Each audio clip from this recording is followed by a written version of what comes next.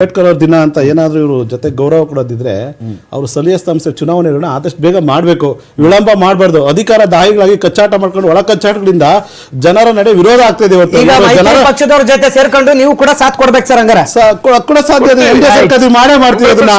ಈಗ ಈ ಚುನಾವಣೆಗಳು ನಡೀತವೆ, ಆದಷ್ಟು ಬೇಗ ನಡೀತವೆ.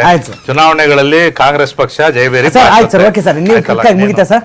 ನೋಡಿ, ಇವತ್ತು ಈ ಕಚ್ಚಾಟ ನಿಲ್ಲಿಸಿ ಫಸ್ಟ್ ಸ್ಥಳೀಯ ಜನಗಳ ನಡುವೆ ಚುನಾವಣೆ ಹೋಗಬೇಕು. ಕಚ್ಚಾಟ ನಿಲ್ಲಿಸಬೇಕು. ರಾಜ್ಯದ ಡಿಬೇಟ್ ಅಲ್ಲಿ ಭಾಗವಹಿಸಿದಂತ